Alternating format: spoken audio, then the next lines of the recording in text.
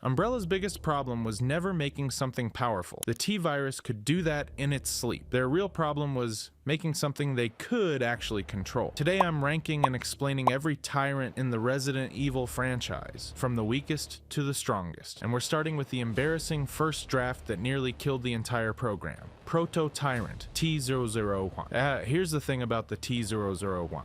It's the weakest Tyrant on this list by a mile, but it might also be the most important one. Every design lesson Umbrella ever learned started with this thing failing spectacularly. Built at Arclay Laboratory, the T001 was the first functional attempt at creating an intelligent human bioweapon. Take a compatible human host, infect them with the T-Virus, and preserve enough brain function to follow complex orders. A super soldier you could actually point at a target. That was the dream. The reality was a nightmare. Surgical complications left the T001 spinal cord partially exposed and its nervous system severely impaired. Erratic muscle spasms, completely unpredictable behavior, and an exposed heart sitting right there on its chest like a bullseye for anyone with a pistol, which is, not ideal for a military weapon. You couldn't reliably point this thing at a target and expect results. It might charge the enemy, it might charge a wall. Umbrella had built a creature with genuine killing power and zero ability to direct it, like handing a flamethrower to a toddler and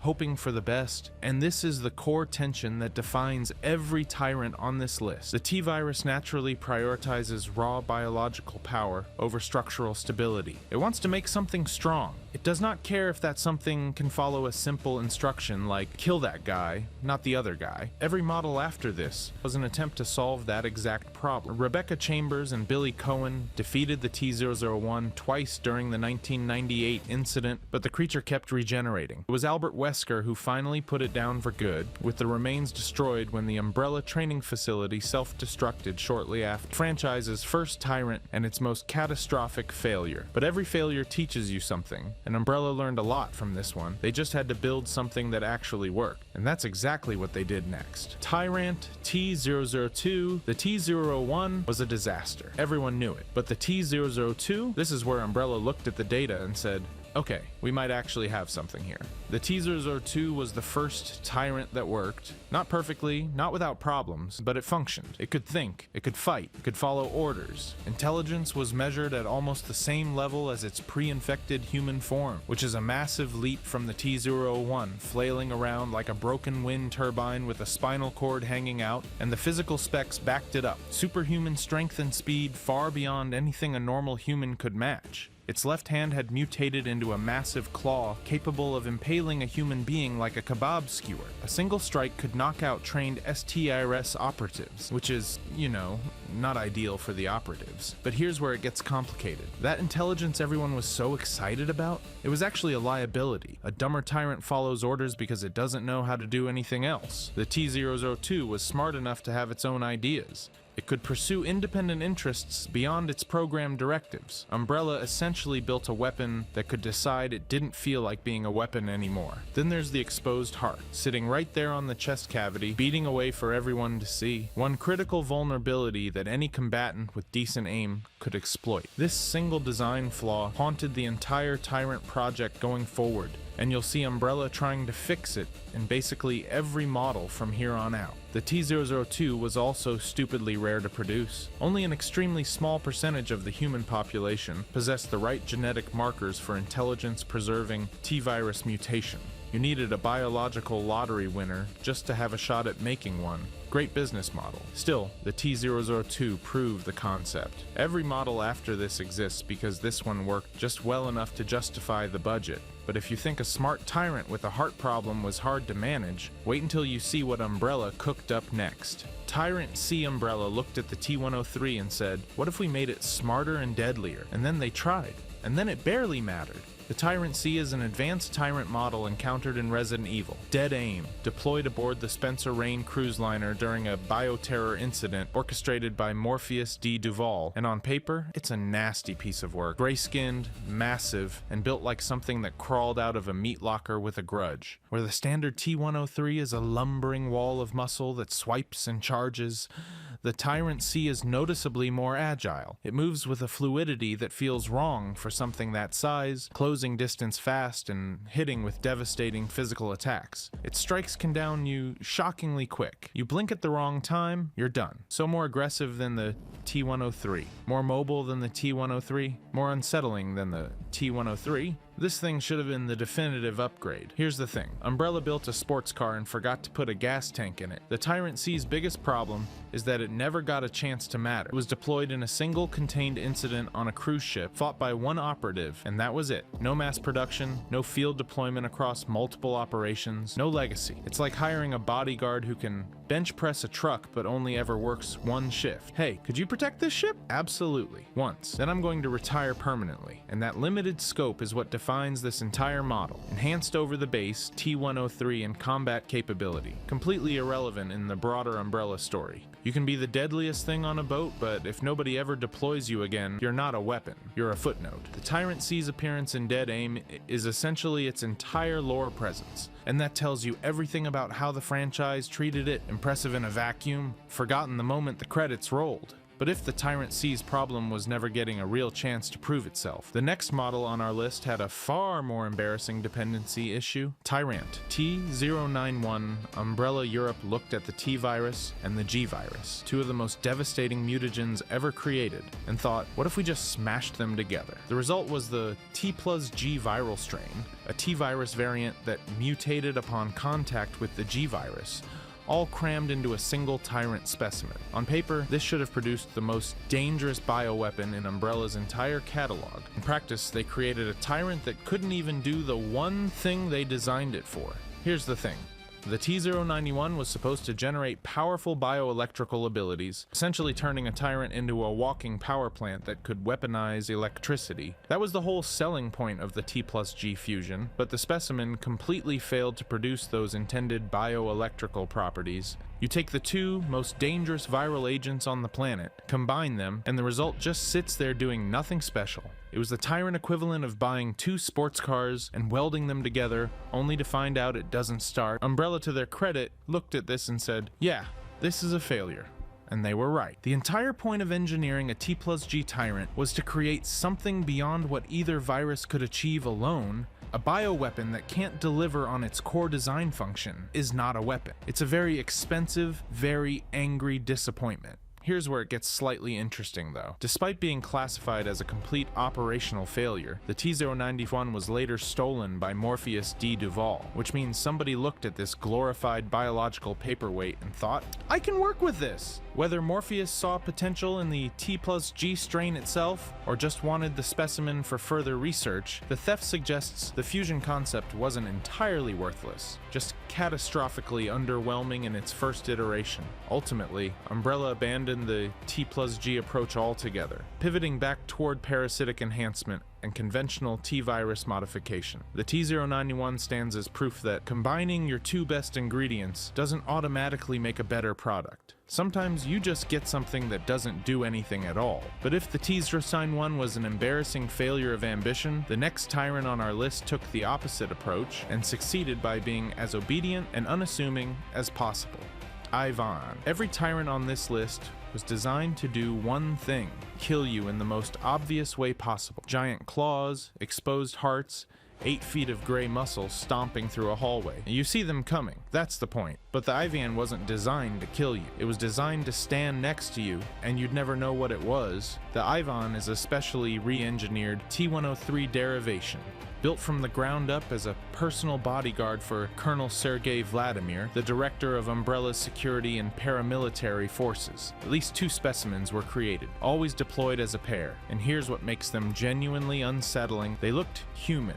Not kind of human if you squint, actually human. They could wear normal clothing, walk through a crowd, follow complex social instructions, and blend into human society without arousing suspicion. A Tyrant that could pass for a person standing in line at a coffee shop, which is, you know, not ideal, but that infiltration specialization came at a cost. To make the Ivans capable of behaving like people, Umbrella had to strip away basically everything that made other Tyrants terrifying in a direct fight. Raw strength was reduced, mutation capacity was dialed back significantly, the entire genetic pathway was rerouted away from combat escalation and toward behavioral stability, human-compatible physiology, and the ability to process nuanced instructions beyond smash that guy. Where a standard T-103 was a battering ram with legs, the Ivan was a scalpel disguised as a handshake, and here's the dark punctuation mark on the whole thing. Both Ivans were ultimately killed by Albert Wesker, not by a squad of soldiers, not by a rocket launcher, by one man who decided that even the most obedient, most loyal tyrants in existence were still a problem he'd rather delete than trust.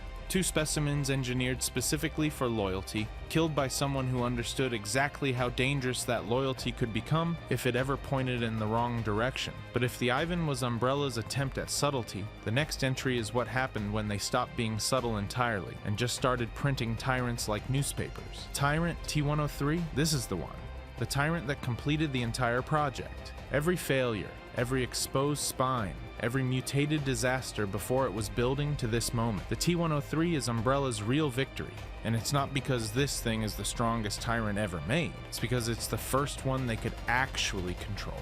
Produced in 1998 from modified clones of the T-002, the T-103 achieved something no previous model could: mass production. Umbrella finally had a reproducible cloning protocol that let them manufacture dozens of these things and ship them wherever they needed a problem solved. And the T-103 could solve a lot of problems. Bodyguard duty, assassination, target retrieval, frontline combat. This was the most versatile tyrant ever produced, capable of following complex orders that would have made earlier BOWs stare blankly at a wall and drool. But here's the thing that makes the T-103 genuinely fascinating. That red coat, the iconic trench coat that turned Mr. X into one of the most recognizable horror villains in gaming, it's not a fashion choice, it's a power limiter, and I don't mean that metaphorically. The mutation inside a T-103 doesn't naturally stop at the point where it's useful. Left unchecked, the T-virus keeps pushing, keeps mutating, keeps destabilizing the host past the combat functional threshold into something way too unpredictable to deploy. The coat physically suppressed that mutation progression, keeping the tyrant locked in a stable state where it could operate across multiple engagements without going nuclear. Remove the coat and you get a super tyrant, skin hardened to concrete-like density, claws out, all restraint gone,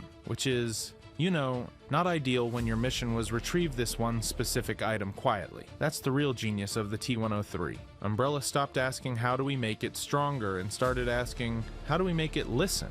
Every tyrant before this was a science experiment with claws. The T-103 was a product, reproducible, deployable, and controllable enough that you could hand one a mission briefing and reasonably expect it to come back with results instead of a pile of bodies and a structural collapse. The community recognizes this thing instantly as Mr. X, and for good reason. It's the tyrant that proved the concept worked. Not the flashiest, not the most powerful, but the one that turned a decade of catastrophic failures into a functioning weapons program. And that program was about to start producing variants, starting with one that Umbrella sent to Rockford Island without a coat, just to see what would happen. Tyrant T-078. Here's a fun question. What happens when you take a T-103, strip off the limiter coat, and just let it loose? Umbrella wanted to know too, so they cloned a T-103, deliberately left off the power suppressor, and stored it on Rockford Island.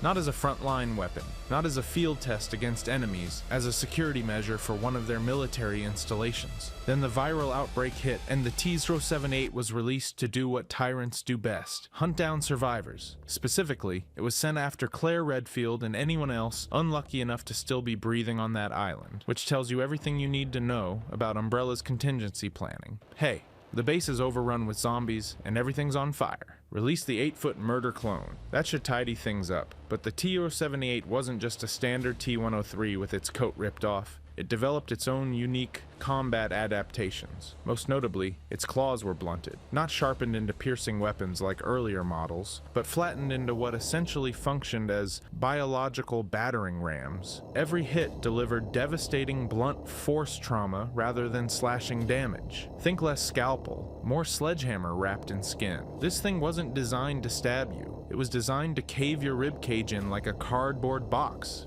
And it worked. The T-078 proved that T-103 genetics were fundamentally stable enough to operate in sustained combat even without artificial suppressants, keeping the mutation in check, which was a huge deal for Umbrella's research data. You could take the leash off and the thing wouldn't immediately melt into a pile of unstable flesh. It would fight, effectively. But here's where it gets complicated. During its encounter with Claire Redfield, the T-078's right hand started mutating mid-combat. Claws sprouted from the blunted fist. Muscle mass surged. The whole arm restructured itself into something far more lethal than its original configuration. And it didn't stop there. The T-078 eventually achieved full Super Tyrant transformation without anyone removing a limiter, because there was no limiter to remove. The mutation just happened on its own, triggered by sustained combat damage. So Umbrella got their answer.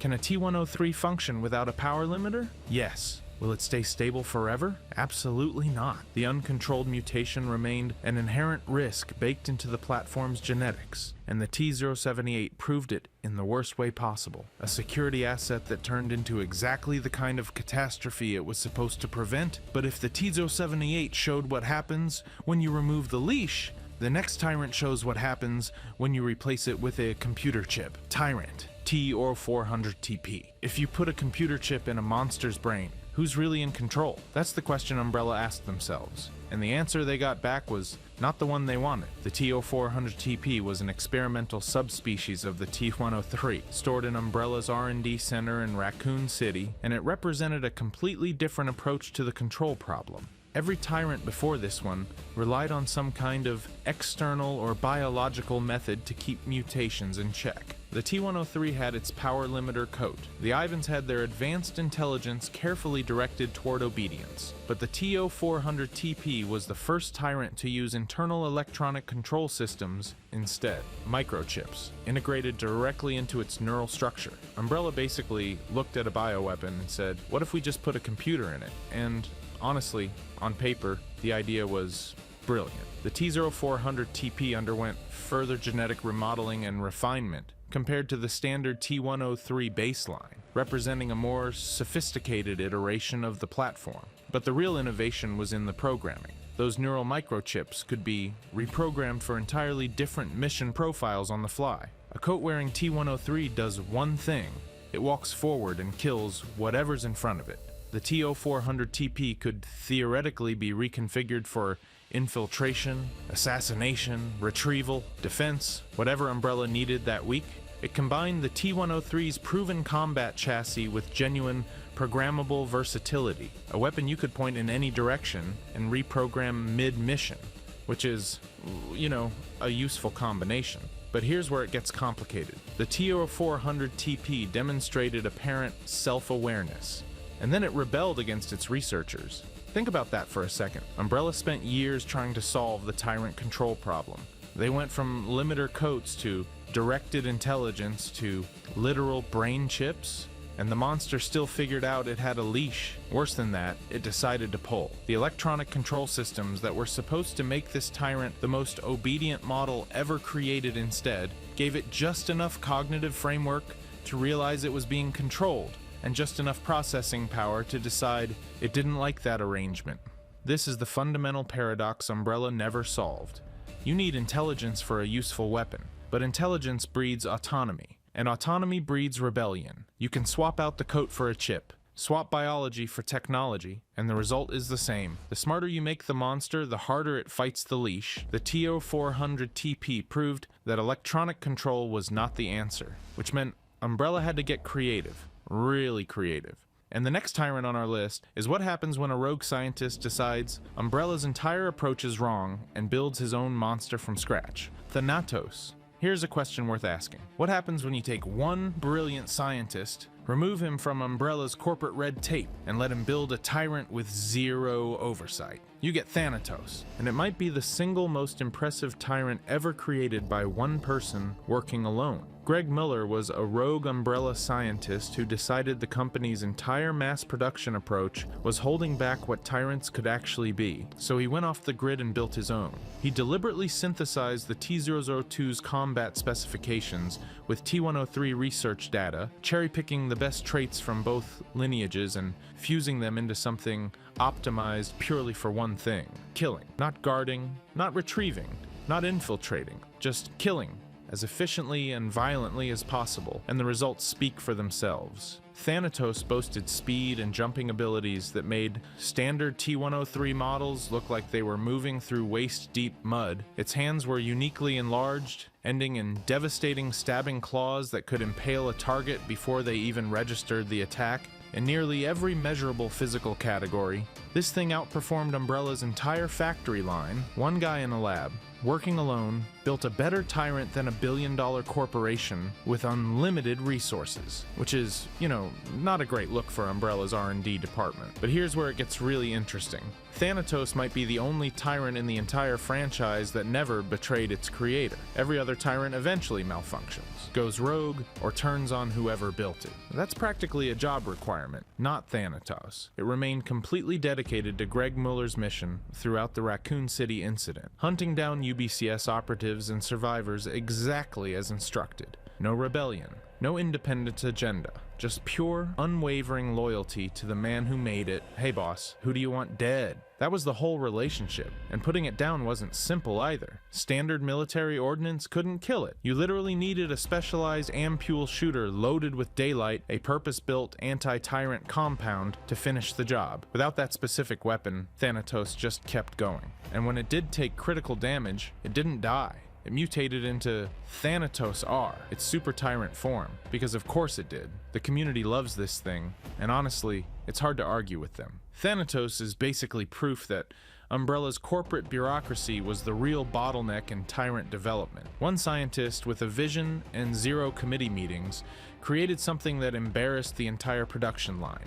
Sometimes the best work happens when you fire the project managers. But if Thanatos represents what one rogue genius could accomplish with existing research, wait until you see what happened when Umbrella tried engineering a Tyrant from the cellular level up using artificial genetic selection. Hypnos, T-type. Every single Tyrant on this list follows the same basic combat logic. You shoot it enough, it goes down. Maybe it gets back up. Maybe it mutates, but the fundamental equation stays the same. Sustained damage equals eventual victory. Hypnos throws that equation in the garbage. The Hypnos T-type was an experimental Tyrant developed at Sheena Island's Tyrant plant, and it was built differently from the ground up, literally from the cellular level.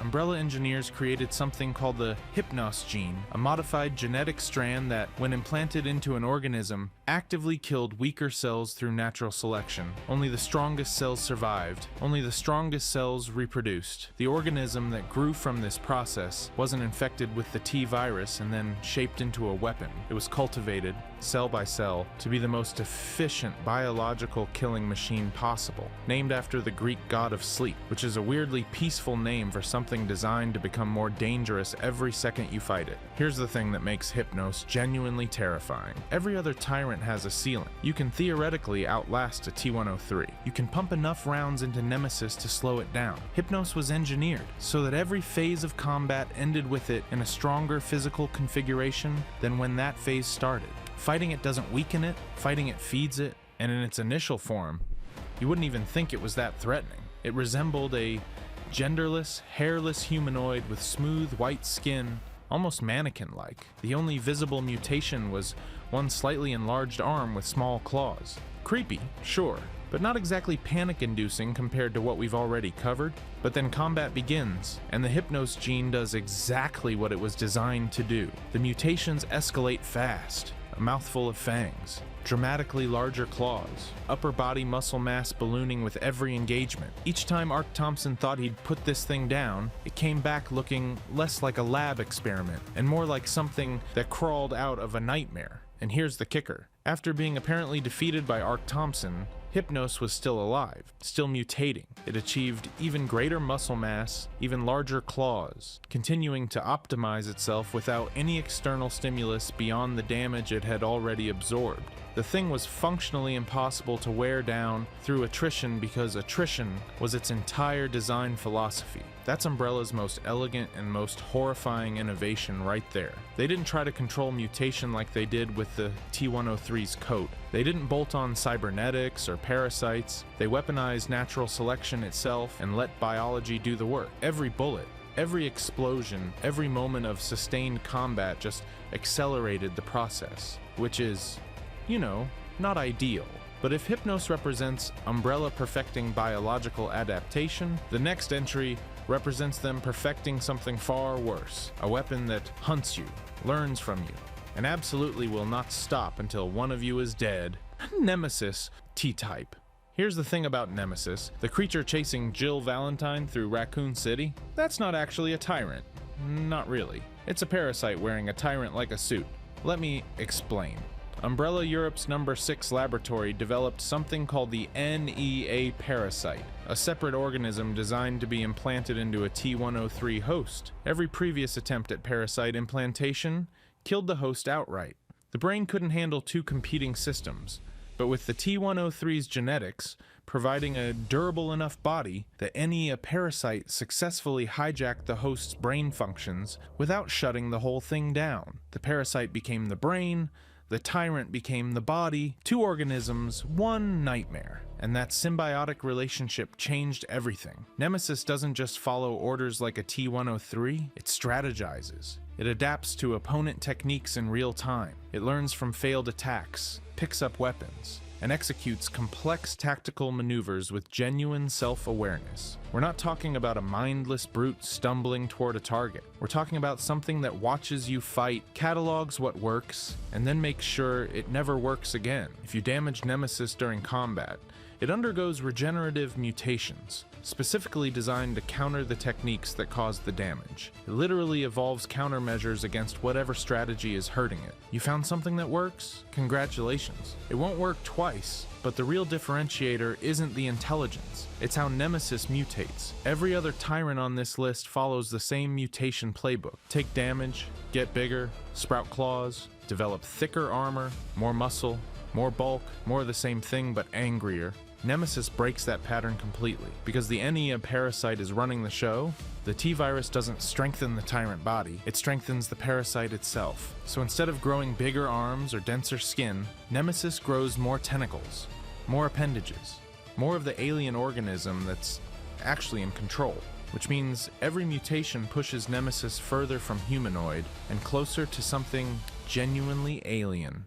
By its final form, Nemesis is barely recognizable as something that once looked like a person. It devolves into a grotesque, writhing mass of parasitic tissue and tentacles, a blob of biological horror that has more in common with Lovecraft than Resident Evil. Every other Tyrant's final form is essentially the same thing, but scarier. Nemesis's final form is a completely different organism. The Tyrant is gone. Only the parasite remains, swollen and mutated beyond recognition, still hunting, still adapting, still refusing to stop. That's what makes Nemesis terrifying in a way no other Tyrant manages. It's not just strong, it's smart enough to learn from you, adaptive enough to counter you, and alien enough that every time you think you've beaten it, the thing that crawls out of the wreckage is something worse, something less human, something with more tentacles and fewer reasons to stop. But even Nemesis, for all its intelligence and adaptive horror, was still fundamentally biological. Umbrella's final answer to the Tyrant question wasn't a better organism. It was a machine. Tyrant. T-A-L-O-S.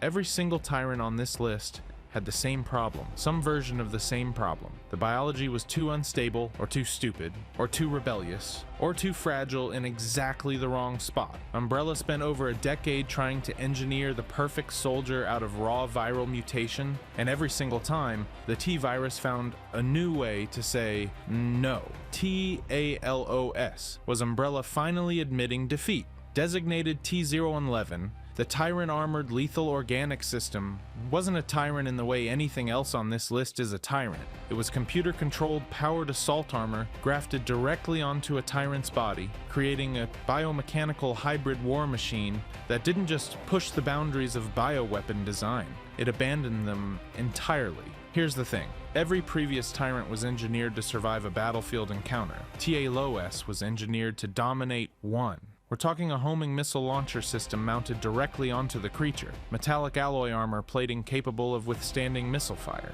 an artificially improved cardiovascular system granting mobility that should be physically impossible for something that size. This wasn't a monster with weapons. This was a weapons platform that happened to be partially alive, and the control problem that plagued literally every model before it solved. A chip implanted directly into the brain gave handlers remote computer control, full command authority, zero autonomy. The T-201 couldn't follow basic orders. The T-103 needed a coat to stop it from mutating. Nemesis had a parasite running the show. TA-LOS had none of these issues because TA-LOS didn't get to have opinions. You told it where to go, what to kill, and when to stop, and the armor simultaneously restrained runaway mutations, meaning the thing that destroyed almost every other Tyrant on this list was physically locked behind metal plating. Instability, solved by armor. Intelligence problems, solved by remote control. Mutation spiraling out of control, solved by bolting the entire organism inside a mechanized shell. Every failure on this list has a direct answer built into TA-LOS. But here's where the comparison gets interesting.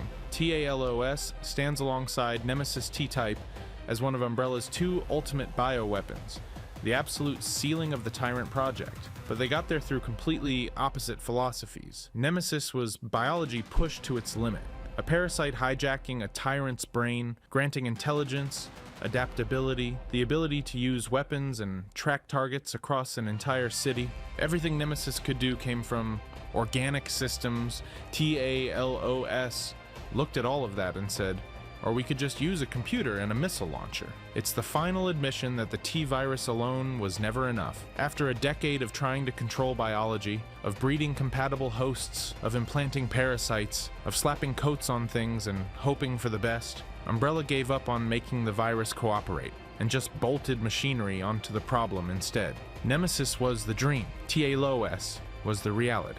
The only known specimen was neutralized by Chris Redfield and Jill Valentine during their infiltration of a Russian Caucasus base. Two highly trained operatives with the right tactical approach brought down the most powerful thing Umbrella ever built, which is the perfect ending to the Tyrant Project's story. A decade of research, billions in funding, hundreds of failed specimens, thousands of dead test subjects, and the absolute pinnacle of everything Umbrella ever created still wasn't enough. You can armor it, program it, fuse it with a parasite, or strap a missile launcher to its back. At the end of the day, the T-virus was never going to give Umbrella what they wanted. TA-LOS is the most powerful Tyrant ever built, and it's still lost. If you enjoyed this video and want to see more, click the video on the screen now.